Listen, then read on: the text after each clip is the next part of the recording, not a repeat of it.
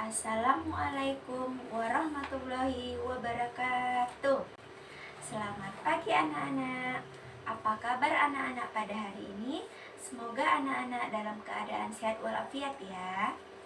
Nah, pada hari ini berjumpa lagi dengan Bu Tini pada mata pembelajaran Budaya Melayu Riau atau BMR kelas 3. Nah, pada kesempatan kali ini Bu Guru akan membahas bab 1 dengan judul lingkungan hidup. Adapun tujuan pembelajaran kita pada hari ini yaitu 1. Menerapkan adab terhadap hewan dalam budaya Melayu Riau. Yang kedua yaitu menerapkan adab terhadap tumbuhan pada pembelajaran budaya Melayu Riau. Nah, anak-anak, tahukah kamu apa itu lingkungan hidup?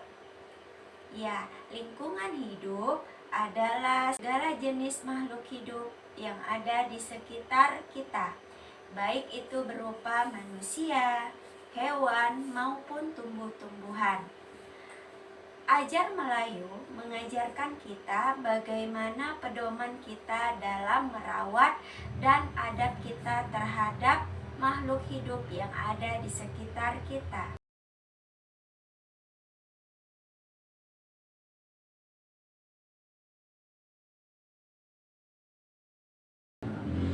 Nah, anak-anak, masih ingatkah kamu tentang cerita Batu Geliga?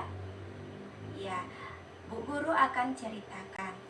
Nah, pada zaman dahulu ada seorang anak yang bernama Tuaka. Tuaka ini tinggal bersama ibunya. Pekerjaannya sehari-hari adalah mencari kayu bakar di hutan, kemudian hasilnya akan dijual ke pasar, lalu ditukarkan dengan beras dan kebutuhan makanan lainnya. Pada suatu hari ketika melintas jalan, ibu dan Tuaka menjumpai dua ular yang sedang berkelahi. Mereka tampak merebutkan satu batu geliga. Batu geliga itu adalah batu permata Raja Ular. Melihat kejadian itu, ibu dan Tuaka pun segera berlindung.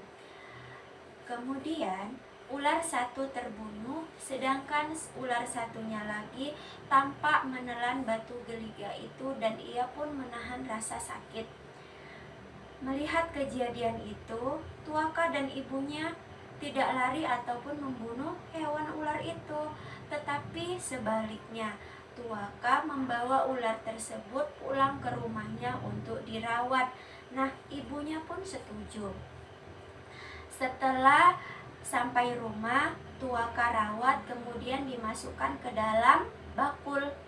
Nah, ternyata setelah beberapa hari, ular itu pun menghilang dari bakul tersebut. Tuaka dan ibunya berkeliling-keliling rumah untuk mencari keberadaan ular tersebut. Namun, mereka berdua tidak menemukannya. Yang tersisa hanyalah batu geliga di dalam bakul tersebut.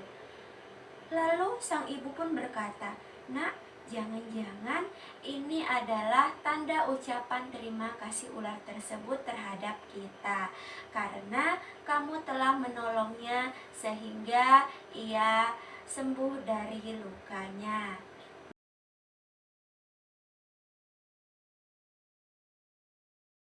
Nah, dari cerita tersebut, makna apa yang bisa kita ambil? Yang pertama, Tuaka dan ibunya peduli terhadap makhluk hidup. Ya, melihat ular yang sedang terluka parah, mereka tidak membunuhnya, justru berniat untuk mengobatinya. Meskipun ular tersebut termasuk hewan yang buas. Yang kedua, sebagai ucapan terima kasih, sang ular pun meninggalkan batu geliganya. Bagaimana seharusnya sikap kita terhadap hewan? Nah, ternyata kita terhadap makhluk hidup hewan pun juga mempunyai adab.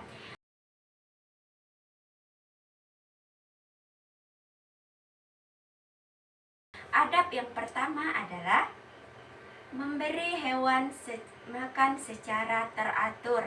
Nah, selain berniat memelihara, kita juga harus memperhatikan makanannya, jangan sampai dia merasa kelaparan.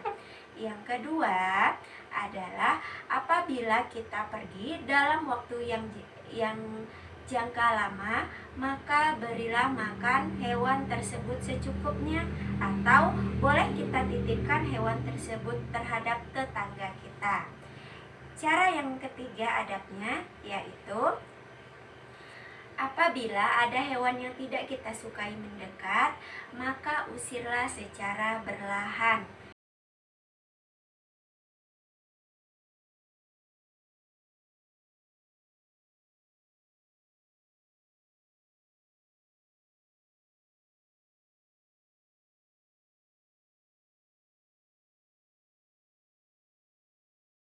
Yang keempat, tidak boleh menganiaya hewan. Maksudnya di sini, misalnya ada ular, ular itu kan termasuk hewan yang berbisa kan? Nah, ketika dia masuk, maka kita tidak boleh membunuhnya secara perlahan. Maksud menganiaya di sini. Adab yang kelima yaitu tidak boleh menebar racun atau tuba ke dalam air. Artinya ketika nelayan mencari ikan, maka tidak boleh memasukkan racun ke dalam air. Itu akan mengakibatkan ikan-ikan di dalam mati, juga akan mencemari air. Selain itu, hewan-hewan kecil yang ada di dalam air juga ikut mati. Yang pertama terhadap tumbuhan, yaitu tidak menebang pohon yang digunakan orang sebagai tempat berteduh. Hal ini mengakibatkan cuaca di sekitar akan menjadi panas. Next. Adab yang kedua adalah tidak boleh menebang hutan dan rimba. Hal ini mengakibatkan akan terjadinya tanah longsor dan juga banjir, karena di dalam hutan itu banyak sekali tumbuhan ataupun makhluk hidup yang harus dilindungi. Adab yang ketiga yaitu menyiram tumbuh-tumbuhan secara teratur, karena air akan memberikan kesegaran pada tumbuhan dan juga akan membuatnya menjadi tumbuh. Adab yang keempat, memetik buah harus pada rantingnya. Artinya kita tidak boleh memetik buah dengan cara menebangnya ataupun mematahkan rantingnya, seperti pohon pisang. Kalau pohon pisang boleh ya, karena kita dengan menebangnya lalu kita mengambil buahnya. Hal itu karena pohon pisang berbuah hanya sekali saja. Adab yang kelima, tidak boleh mencincang atau menyayat batang pohon yang ingin atau sedang berbuah. Hal ini mengakibatkan pohon tersebut berkurang buahnya atau sama sekali tidak berbuah. Nah, sampai di situ materi kita hari ini tentang lingkungan hidup. Bagaimana anak-anak? Menarik bukan?